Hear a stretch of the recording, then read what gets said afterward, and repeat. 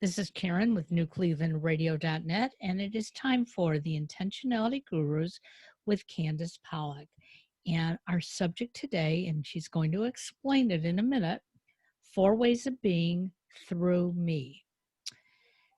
So, what does that mean? Well, first we'll back up a little and recap some of the podcasts that have gone previously. Okay. All right. So we started out orienting all of the conversation from the book, The 15 Commitments of Leadership. And in the book, we talked about above the line and below the line. So Right. above the line is being open and curious and, just wondering what is the situation at hand could teach us. Below the line is being defensive and closed off and no, that's not me, and pushing things away. And then we get into the different forms of leadership. And although the authors are primarily, well, they're not primarily talking in terms of leading a group. The whole thing is leading ourselves. Okay. And so with Intentionality Gurus, as we reiterated before, the whole idea is to become aware of the thoughts, feelings, and behaviors that drive a lot of how we show up in the world, for better or for worse. And the more we can be conscious of all that stuff that's going on, the more choice we have, more forks in the road we can choose, and maybe back up and go forward on another fork. Okay. So the idea with these ways of being, it's just another way to approach this whole mindset process. The to me is the victim mentality, defensive, no, I can't accept that, it's my way or the highway. The by me is, I'm going to be open to an alternative and curious about what it might have to offer me. Now, today, the through me is a little beyond the by me, and these are not linear. It's not like you get to go from one stone to another stone to a third stone. That would be too easy. Yeah. You're going to be amorphously going forward and back and above the line and below the line. The point is to catch yourself doing it, and that's what opens up the opportunity to see forks in the road where you can choose. So through me is basically saying, being open to the idea of the usefulness of seeing what the situation at hand has to offer you, very similar to by me. And it is seeing how things relate to you, but from the perspective that how you interact with the world. Okay. All right. So does that, tell me whether I'm making any sense. Because I've been through it before and you haven't. So if a situation comes up and I see how it will either benefit me or hurt me, would that would be the difference of how I how I work through it? I mean, to me, I would be very defensive. Correct. By me, I'm open, but through me, I'm taking both those senses, as far as I'm concerned, and creating a path. Well, think of it in terms of saying more or less to yourself, is there something going on beyond me? And how can I open up to letting go of control, wanting to control it, or in fact, understanding that I never could control it. It's just something that's going on beyond me. And then letting it kind of pass through you, kind of having, a impermanence to it. Okay. So what occurs to you when you hear me say those words? The weight of the world, there's a lot of things I have no control over, and I can take them personally. For instance, I'll just use COVID. I could use that as, oh, woe is me. I can't do anything. I can't see friends. I can't go out. But I can also let that just sort of pass by and say, but this is what I can do. This is how I can react. Right. So the idea is we get to see what shows up We can learn from that. So that's part of the by me. We've left the to me out of the equation. Doesn't mean we won't go back there from time to time. Okay. And it means just opening up and staying in this exact moment and not running ahead with our thoughts and not going back over our thoughts, the things that can color us or alter how we might view something. I wish I could do that more often. Don't we all? Well, maybe we don't all want to do it, but you know, the idea is that we can have more quality and satisfaction by just being aware of this, and there's another way of opening up to whatever is happening in the moment. Okay. Okay. Mm-hmm. So using road rage, and you know, I am not really a rager, but you know, I do get triggered from time to time when certain things occur on the road. And when those things happen, you know, I've been thinking this through because I haven't been in my car for the most part. But the idea is, how would through me work if I had somebody cut me off or somebody, you know, aggressively not allowing that clear space behind me, how they feel they need to have their bumper touching your bumper, Right. just because I don't know why. Yeah. And the idea is, for me, from my perspective in this context, of just being aware of what opens up for me when I get triggered, 2, how I react to it, 3, how I can take it through its paces of how it shows up in terms of what is a in the moment process I can pay attention to that's going on. I know that this is very esoteric and it's a bit of a mind bend, but when you become aware of it, or at least it's been my experience, when I first digested this dense stuff, it was hard to digest, but in time I did have insights that were closed off to me before because of that other way of thinking and leading my life. Well, it's interesting as we're going through this, and again, to our listeners, this was not planned. But this morning, I had my alarm set because I had an early morning show, and I accidentally had it set an hour too early. But, you know, I pushed on snooze, but the next time it went off, I didn't hear it, and my husband was, you know, bumping against me saying, excuse me, excuse me. And I was like, oh, I have to turn the alarm off. I turned the alarm off. I got out of bed and, you know, started getting ready. But about an hour later, he walked into the studio as I was preparing and he goes, thanks for waking me up when I didn't have to get up. And I heard his tone. I didn't look at his face. I didn't think of anything else, but I heard what I thought was his tone. And I got angry because I get up with him every morning. And I thought he was being serious. Well, I found out much later he wasn't. And that's my problem. I don't always put it all together. And I think I hear a tone that is blaming me. And I take a lot of things in that concept of to me. And if I can be more aware of it, you know, I won't have to stress out as much. And if you don't have to stress out as much, I'm not gonna feel as tired in trying to. I find myself getting very tired in trying to, whether it be apologize or explain my reasoning for something, and that's all stuff that I don't have to. I shouldn't have to think about, shouldn't have to do, because I'm taking many of these messages in the wrong way. And if I would just sort of listen to them and digest them before I would react, um, you know, I wouldn't internally feel so wrong.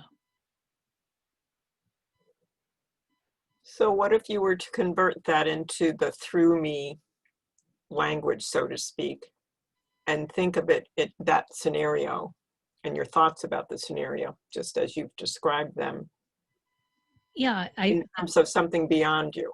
Right. That's what I was thinking as you were talking about through me, that if I let those words just come and, you know, just pass along and not take them as anything, you know, that I have to digest and think about. Um, I wouldn't have, instead of sitting there thinking, was I wrong? What did I do? How do I apologize? And do I have to apologize? And I let those thoughts overtake me for too long. And then I finally, you know, went in the other room and said to my husband, "You're really mad at me because the alarm went off?" And he looked at me and goes, "No, I was teasing." And it was like, and I knew that. So if I had let it pass through, I wouldn't have wasted energy and time in trying to dissect it again. So in that moment when it first occurred,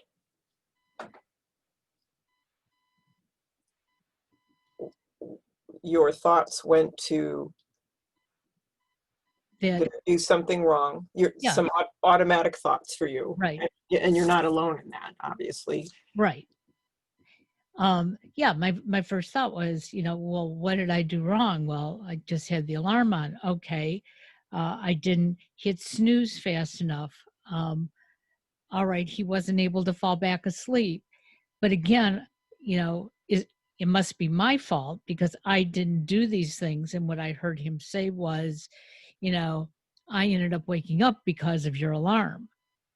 And yeah, he did, but he was just making a comment and sort of teasing me about it.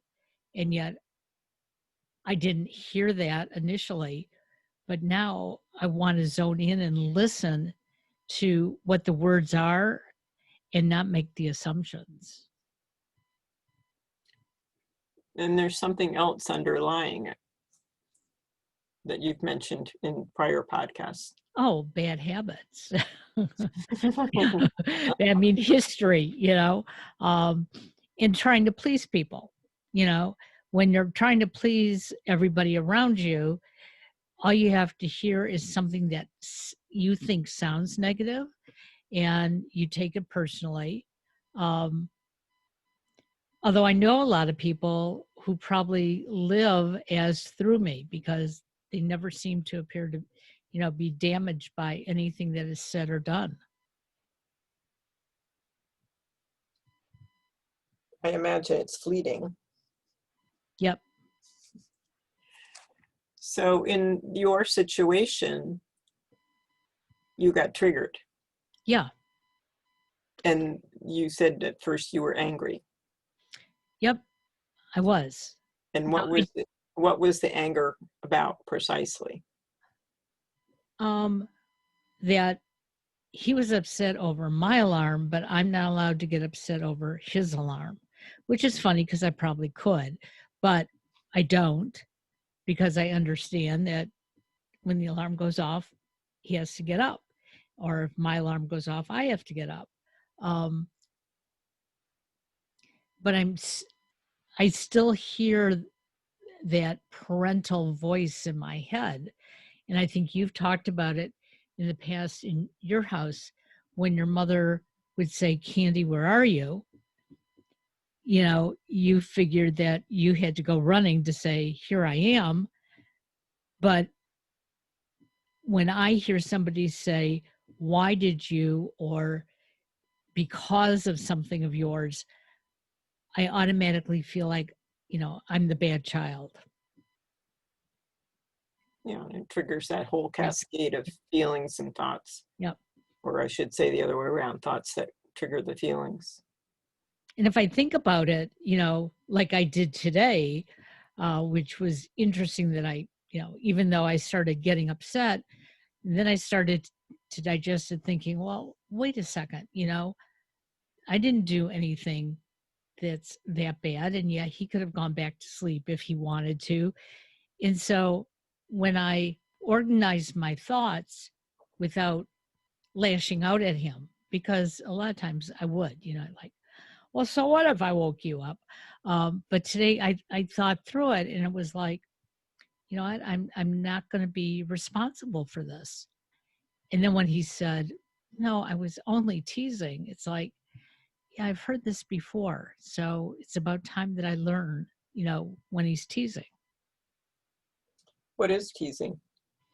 Um, just making an offhand remark that, like, oh, your alarm woke me up, you know. But if I would have looked at him and seen the smile on his face, I would have realized it wasn't about the alarm. Okay. He was just, you know, trying to be cutesy, was something that he was trying to say. Got it. Yeah. So that would be something happening beyond you at the moment, Right. Absolutely. right? So opening up and letting go of wanting to be controlled, does that show up at all? Yeah, because what I was hearing was he was trying to control my behavior, what I had done. And it was like, that's not up to him. And that's where I was, starting where I wanted to lash out and say, well, I had to get up and, it was my alarm and I am allowed to push the snooze alarm. I had all these thoughts racing through me, but something stopped me that said, don't argue about this. It's not worth it. You aren't at fault, and, now as we talk through it, it makes sense to me that, it is all those bad older tapes that I allowed to, take me down that same fork in the road. And I need to sort of back up and go down a different path. And so far you've been discussing it from as if you were the only player in the interaction.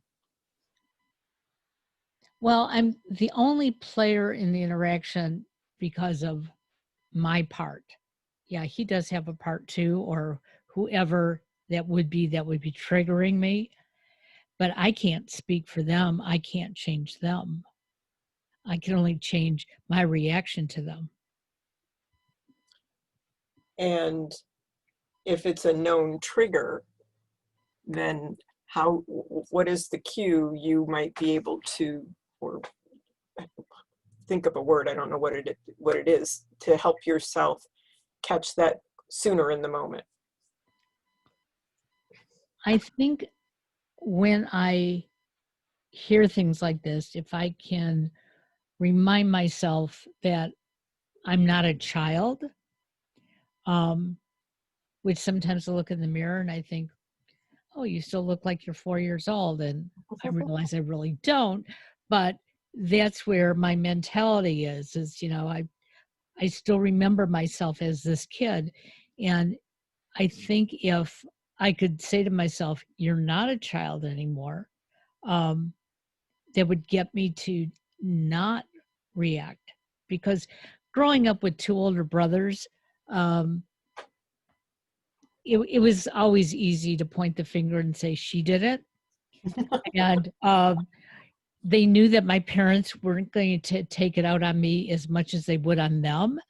And so, yes, I was told I was a bad girl and maybe I couldn't have dessert for dinner. But if it had been one of them, they probably, would have gotten in a lot more trouble. And so I was sort of used to being the one that got scolded at. So if something was wrong, it was you. Yeah, it was me because, I I was the youngest. I was the baby. They thought I was my mother and father's favorite. Um, I turn around and say I wasn't, but it doesn't make any difference. It's what they thought. And yeah, I probably got away with it much easier than they ever would have. And then as I got older, I used to take the blame for my brothers. In what way?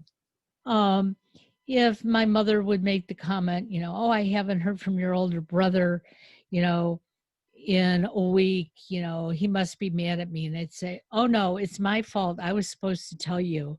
And I'd make something up. I was supposed to tell you that he's out of town for a week. And she'd go, oh, well, then why didn't you tell me if you were supposed to tell me? You know, Mom, yeah, it's my fault. I didn't tell you. And then I'd get on the phone, I'd call my brother and say, you know, I just took the blame for you not calling Mom. So could you find the time to call her? And then, you know, he'd call and she'd be happy. But in the meantime, I got yelled at because I forgot to tell her something that really wasn't the truth. And you felt it was your responsibility to make sure that her needs were met Oh, yeah. You know, she was Mom. and And covered for them. yeah. And, you know, I'm making it sound like she was this, you know, mean, nasty person. She wasn't. But my mother just expected certain things out of her kids. And being the pleaser in the family, you know, I would always try to find that way to please her. Um, you know, I remember when she, in the last couple of weeks of her life, she kept asking where my dad was. And my dad had been gone 14 years. And I just kept saying, well, he's not here right now. And she said, well, he must have a girlfriend because he's never here. And I mean, I went to lengths to explain to her, oh no, I just talked to him. I mean, lied through my teeth just to make her happy. And I look back at that and she probably had no idea what the conversation really was at that time. But I was still on that path of make her happy and everything will be okay and you'll feel good about things. And that's how I lived my whole life. And now I'm starting to look at and saying, you know, it's about me being happy. And so if my husband says something to me and it starts to trigger me, I need to stop and think about what that trigger is and not take it. So, not take it like a knife in my heart. Well, and you said you don't want to blame your mother, and I can totally relate, because when I make that comment about my mother, you know, Candy, where are you? Yep. She was not intentionally being manipulative and so on, but I knew if I said I'm in the living room, that was not what she wanted. She wanted me to get up and go to her to find out what it is she wanted me to do. And there was nothing wrong with that. But at the same time, I also knew that if I didn't do it, if I refused, it would distress her. And somehow I was subject to her distress. I didn't learn that until later.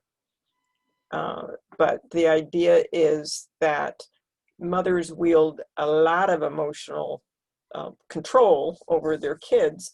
And my younger sister used to say that she recognized with her own children when they were young that even just the mere flicker of an eyebrow could create all sorts of havoc for them. Oh, yeah. That's the power mothers have.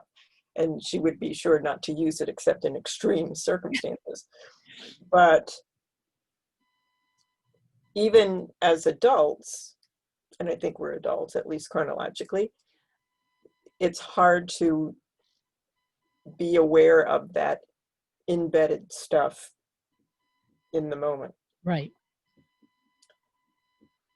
So looking at things from the through me, because there's a fourth one that we'll talk about in the next podcast, but looking at through me right now, if we were to show how, or talk about how it shows up, the payoff that is potentially available in various sectors, in money sectors, the through me would be thought approached, or leadership style, not style, but leadership mindset is money is abundant.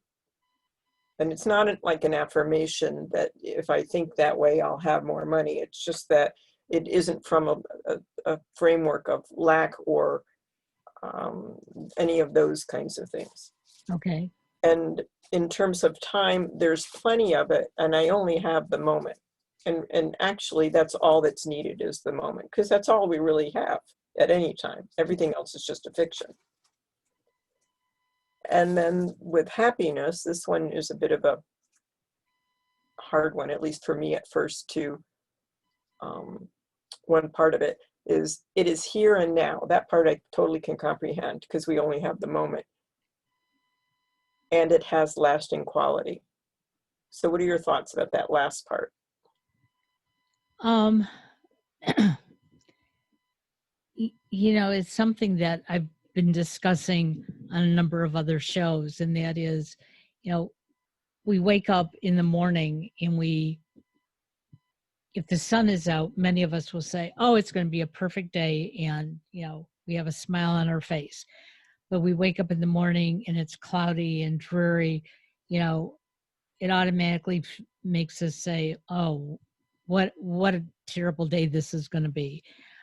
And I've been trying to do something that my father did his whole life. And that was, wake up in the morning and look outside, and whether it's dark or sunny or warm or cold, just say, it's a beautiful day. And if I have downtimes during the day, to remind myself and say it again, it's almost like an affirmation. It's a beautiful day. It's a beautiful day because I'm here. It's a beautiful day because I woke up. It's a beautiful day because I have my family, whatever it is. It's a beautiful day because I say so. Yeah, exactly. And, the other day, after a show, I sort of felt down because it didn't go the way I expected it to go. It still was a good show, but it didn't follow what I thought it was going to. And when I went to post it, my first reaction was, that I just didn't feel right. And I made myself get up and look out the window, and it was raining, and it looked like middle of winter. And I kept saying out loud, it's a beautiful day. It's just a beautiful day. And before I realized it, I was posting about that show in such a positive manner that I realized that there had been nothing wrong with the show. But I personally wasn't as into it as I had wanted to be. But that's okay, because it's a beautiful day. And I'm so glad that my father used to use that, because it also brings me closer to him when I say it, all day long. Um, and it's my way of not letting as much bring me down. So you're channeling him, and actually it is the embodiment of through me, because you made that have a lasting quality. Yep. Didn't And do so that cool. before now, but yeah.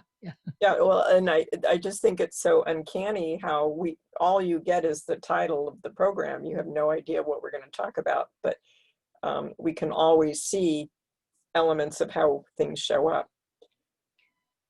And that's the interesting thing that I'm finding through all the shows I do and all the other podcasts that I listen to. I find there's always a thread that brings itself into me, or a thread of me that I can take into the podcast. Um, and when they say that we are all interrelated, we are. I mean, um, if somebody tells their story, there's something in their story that, I can find relatable, whether it be about their parent, their siblings, where they went to school. There's always something there. And I think once we can start realizing that, we're going to start communicating so much better. Um, and people like me won't be quite as defensive.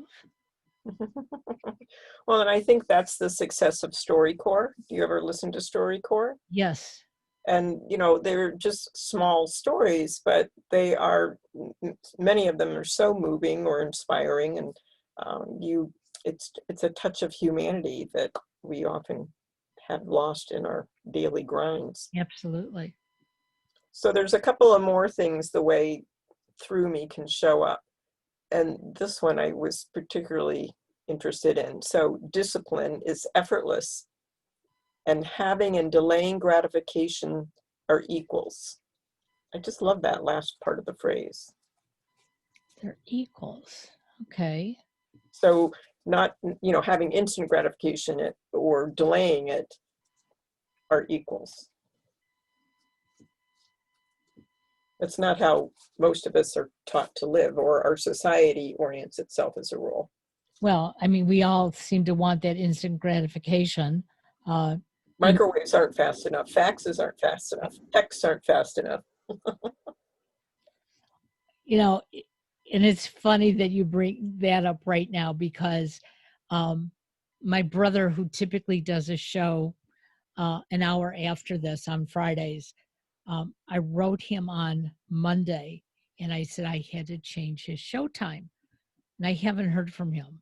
And I've left him emails, and I hope he's listening to this emails and text messages and a voicemail. And I know he's okay because I've seen him on and off Facebook, and I edit his blog every morning. So I know he's up and around and he's doing fine. But I know he is not good with email or voicemail. And in the beginning, it used to really upset me, like he doesn't respond to me. Um, and now I've learned to take it. It's not about me. It's him, just who he is. And if he didn't read the email or understand that we're not going to have a show today, then it's on him. It's not on me. But I just think it's funny that we don't get things back fast enough. And then when we don't get something back at all, um, it's even more difficult sometimes. So this is going to be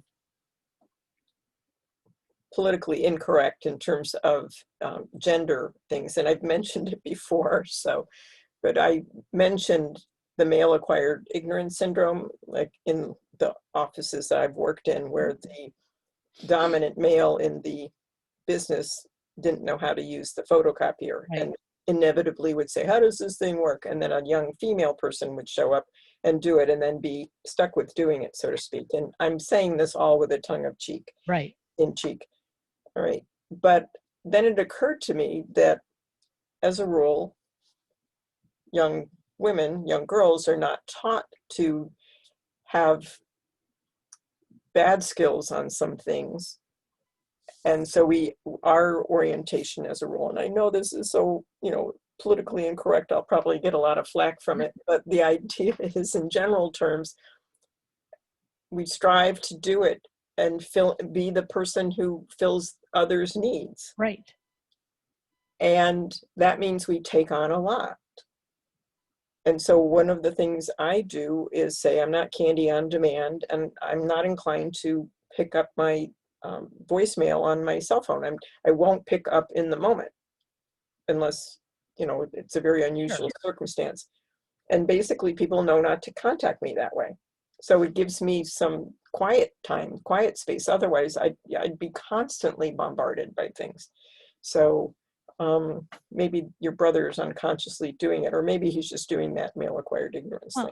And, once you get to know what somebody needs in their life, Right, exactly. I know there are certain people that I connect with, and I know that they expect immediate response. And so when I immediately respond to them, I sort of expect the same in return. Now, when they don't, I used to get myself really upset over it. But I finally have realized, almost like you, I don't have to pick up the phone every time it rings. Mm-hmm. And I don't have to respond to an email immediately. And sometimes it's best to take that 24-hour rule and not respond, because maybe you have to think through it, or maybe you're angry at the time for something else, and your response is going to come back with an angry tone. So if we communicate with each other and tell each other what we can and want to do, to set expectations. Yeah. And I think most of us are so afraid of doing that because we think people are going to reject us for it. Yet we let others give us our expectations. So. Yes, totally. We call that voluntold. So there's just two other little items. One is purpose and leadership, and they look like the two sides of the same coin. So I receive through listening, which I think is also a great perspective. And leadership is, it arises in response to the present need, and it's co-creation. So going back to the original experience you had with the alarm in your husband, you know, to think of it maybe in terms of co-creation. So together we created that situation? Is that? Or you could create the situation. Oh, okay.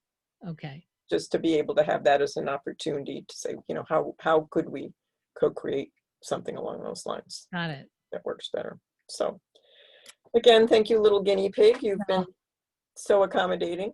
Well, thank you very much. It's always a pleasure. And just so you know, Candace, I would love to have you be on a program with one of our psychologists that does a program, because the other day we were talking about the difference between psychology and coaching. And I want you to know that many psychologists have no idea of what a personal coach does.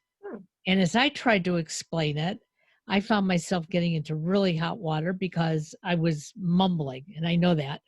But I think it would be nice for your listeners and their listeners to see, and I truthfully believe counseling and coaching can go hand in hand. You know, Oh, I totally agree. Yes. And, you know, there are clear distinctions, and coaching cannot substitute for psychology. right. It's And, just, it's not yeah, up to the task. right. It has a different orientation. And that's what I was trying to explain. And they were both like, well, we got to learn more about this. And I said, well, the intentionality gurus are the people that you want to talk to. In fact, her name is Candace Pollock. So I made you into people rather than person.